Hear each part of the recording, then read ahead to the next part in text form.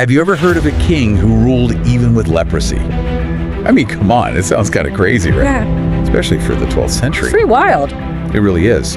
But that's exactly who we're going to deep dive into today. Yeah. King Baldwin IV, the Leper King. Ooh. Yeah. We've got some excerpts from a few historical texts here. Okay. And I think you'll find this one's pretty fascinating. I'm ready. Let's do it. Okay. So just imagine this.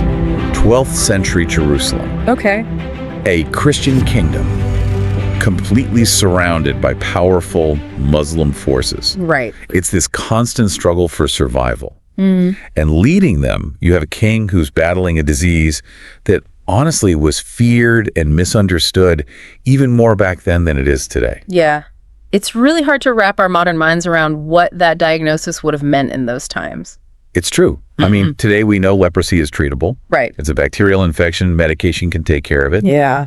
Back then, it was seen as a curse, like something that would completely ostracize you from society. Yeah. So how did Baldwin not only become king, but lead successfully? Well, to understand that, I think we got to start with his early life. Okay. So he was born into royalty, got a top-notch education. He was even tutored by William of Tyre. Oh, William of Tyre, one of the most respected scholars at the time. Exactly. I mean, his writings are basically our window into this whole world. Yeah, totally. And there's this really interesting story about how Baldwin's leprosy was even first discovered. Oh, yeah. Do you remember this one? I do. It's with the kids, right? Yeah. So there's this anecdote where young Baldwin is playing with some other children. Just roughhousing like kids do. Yeah. And William of Tyre noticed that Baldwin wasn't reacting to pain at all, Oh, wow. even though he had like cuts and bruises all over his arms. Oh, that's got to be terrifying to witness as an adult. To see a child not reacting to pain. Oh, absolutely. And to realize what it means. Yeah, like a devastating realization, especially back then. Right, because in the 12th century, leprosy was basically a death sentence. Yeah, Not just physically, but socially, too. absolutely. So here he is, just a child, and he gets this life-altering diagnosis. And to make matters worse, just a few years later, his father, King Amalric I, dies. Oh, gosh. Unexpectedly. So now you have this young boy Yeah. already dealing with this devastating illness. Right. And now he's the heir to a kingdom. That's on the brink of collapse. Yeah. Can you imagine what was going through the minds of the court at that time? I mean, I can only imagine the doubt. Right. Like, could this boy, who, let's face it, is perceived as frail and sickly, could he really handle the pressure of leading? Right, especially in such a volatile region. I'm Yeah. sure there were a lot of doubters. Yeah. But what's remarkable is that Baldwin, he didn't let his illness define him. He stepped into the role, ready to prove himself.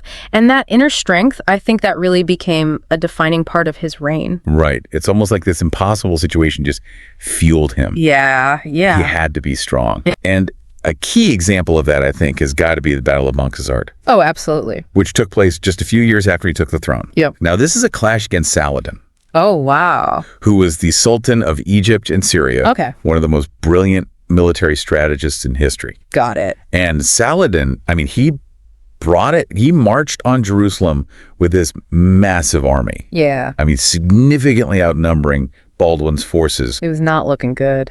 Not looking good at all. Nope. So this Battle of Montgisard, I think, it becomes this huge turning point. I agree. Not just for Baldwin, but for the history of the Crusades. Yeah. So picture this. You've got this king, Okay. barely a teenager, battling leprosy. Right. Everyone expects him to be weak, vulnerable. Yeah. But he chooses to lead his army.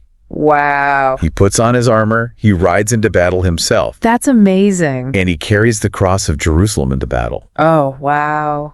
I mean, can you imagine the weight of that act? It's very symbolic. It's like he was saying, I'm not only fighting for my kingdom, I'm fighting for my faith, for everything this cross represents. Yeah. I mean, what a statement. Powerful. And it worked. I mean, not only did they win the battle, they completely routed Saladin's forces. Which is crazy because they were totally outnumbered. I know.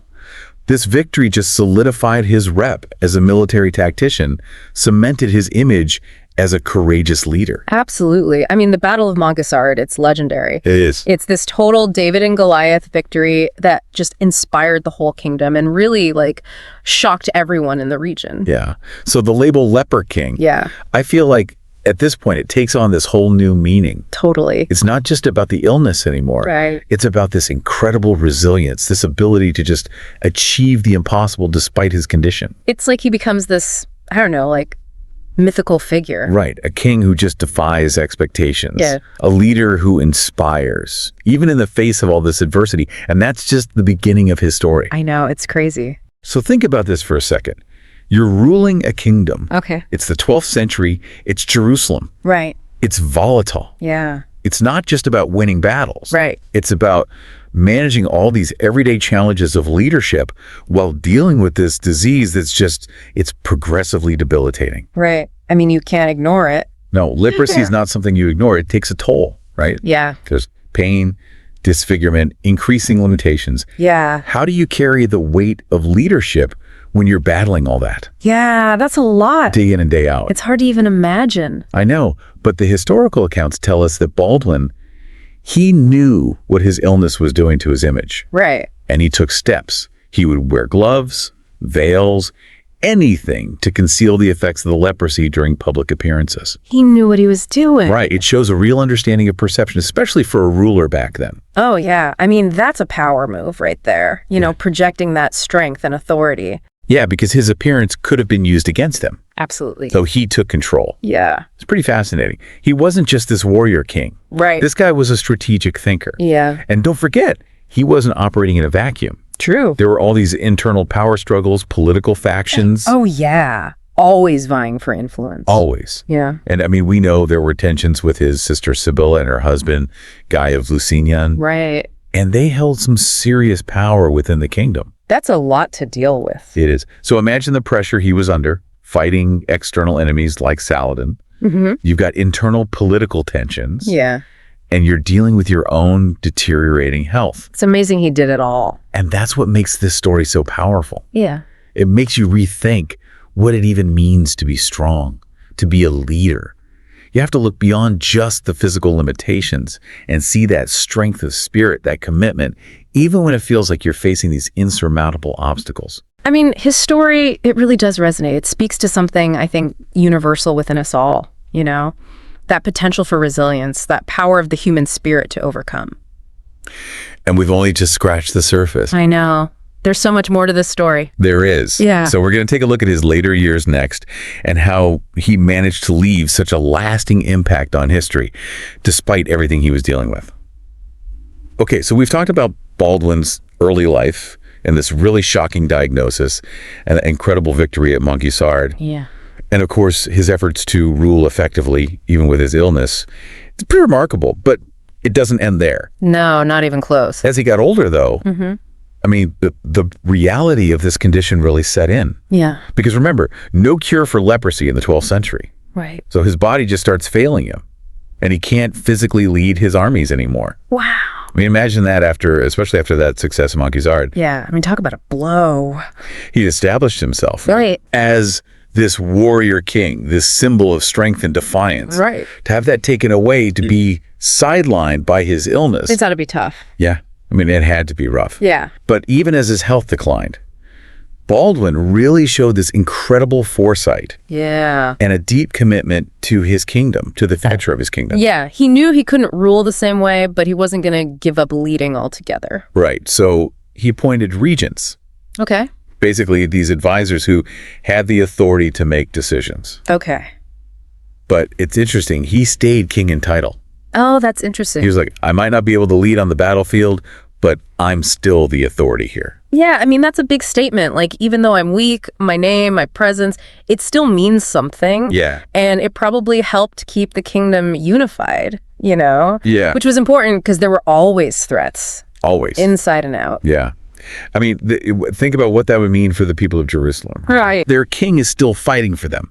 Yeah. Even when he's like physically unable to. It's powerful. It's inspiring. Yeah. And then you've got the whole succession thing. Oh, right. I mean, he knew he wasn't going to live forever. Yeah. And he had to make sure the kingdom was in good hands. Right. And this is where I think you really see his strategic thinking. Okay. He has to name an heir, right? Yeah. And the obvious choice, you'd think, would be his sister Sibylla's husband. Oh, Guy of Lusignan. Guy of Lusignan. Right. Powerful guy in the court. Yeah. But Baldwin chose his nephew instead. His nephew. Yeah. Wow, that's a big move. Also named Baldwin. Baldwin V. Baldwin V. Okay. I mean, think about that. Choosing a child over someone like Guy. Yeah, why do you think he did that? I mean, the historical texts suggest that he was really worried about Guy's ambition, Oh, interesting. that he might put his own gain ahead of what was good for Jerusalem. Yeah. It's pretty amazing. Even while he's battling this illness, he's thinking long-term Yeah. about the stability of the kingdom. And the legacy he's leaving behind. Exactly. He was trying to safeguard the future. Wow. I mean, taking a huge gamble, right? Yeah. Trusting that this young nephew, Baldwin V, would be better than this experienced but potentially power-hungry Guy of Lusignan. I see. And it didn't really work out. Oh, no. Not in the long run. Right. But the fact that he was willing to go against the grain like that, make that choice, Yeah. says a lot about him. It really does. I mean, he was a true leader. Putting his people first. Yeah. And then, just a few years after making this huge decision, he died. Oh, wow. 24 years old. That's so young. I know. Can you imagine the grief? Yeah. It must have been devastating. They'd lost their king, but they'd lost this symbol. Yeah. Of hope, of resilience. Yeah, exactly when they needed it most. That's tough. I mean, he was more than just a ruler. He was an inspiration. He was proof that the human spirit can overcome. I mean, his death, it marked a turning point Yeah. for Jerusalem, for the whole Crusader movement. It was Yeah. the end of an era Yeah. and the beginning of, honestly, a lot of instability and conflict. Wow. But his legacy, Yeah. it goes way beyond that. I agree. He's a symbol of courage, of leadership, of resilience in the face of the impossible. Yeah. And he reminds us that strength comes from within. That even when things are really challenging, the human spirit can prevail. Exactly. Yeah. I mean, he wasn't a perfect king, Right. but his story still resonates Yeah. because it challenges how we think about strength, Yeah. About leadership. about leaving a mark on the world. I like that. Leaving a mark. He's like this reminder that we all face challenges, things that make us feel like we're not enough. But maybe those challenges, like his leprosy, they can be opportunities. Yeah. For growth. Yeah. For finding those hidden strengths we all have. Yeah, I mean, think about it. Yeah. He's diagnosed with leprosy as a kid. He could have given up, Right. but he didn't. He thrived. He led. You made a difference. Yeah, exactly. It's like his story is saying, don't let your challenges define you. Use them. Right. Use them as fuel. Find that inner strength. Overcome adversity. That's a powerful message. It is. And it goes beyond time and circumstances, right? Right. Doesn't matter what you're facing. Whether it's an illness or just, life. Yeah, it's about finding that strength, that spirit that lets you persevere. Even when things seem impossible. So to wrap up our deep dive into Baldwin IV, here's a thought. How might facing your own challenges, even the ones that seem impossible, how might that help you discover some of your own hidden strengths? I love that. Because maybe, just maybe, the things that seem to hold you back, maybe those are the keys to your true potential. It's kind of thought-provoking, right? Very much so. Yeah. And that's the cool thing about history. It's not just dates and facts. It's stories, Yeah. lessons. Inspiration. I mean, even centuries later. Thanks for joining us on this deep dive. I hope you found it as fascinating and as inspiring as we did. You know, it's amazing how Baldwin's legacy has lasted for centuries. It really is. You have this king who, I mean, you'd think he would be defined by his illness, right? Right. By all those limitations. Yeah. But he's not. He's remembered for his strength, for his courage, for his ability to lead. And that's a thing, right? I know, it's incredible. He had all those challenges, but he still did it. What do you think it is about his story that still resonates today? Why are we still talking about him? I think it goes back to that paradox we mentioned earlier, the idea that his leprosy, the thing that we think held him back, actually might have been the thing that made him stronger. Yeah, that's interesting. It forced him to build up this different kind of resilience, Right? like mental strength, strategic thinking, things that maybe a ruler in perfect health wouldn't have needed. You're right. Because he couldn't depend on physical strength. Exactly. So he had to develop other skills. And that's a lesson we can all learn from, right? Definitely. We all have challenges, things that make us feel inadequate. It's true. But maybe those are the things that push us to grow. Okay. Think about it.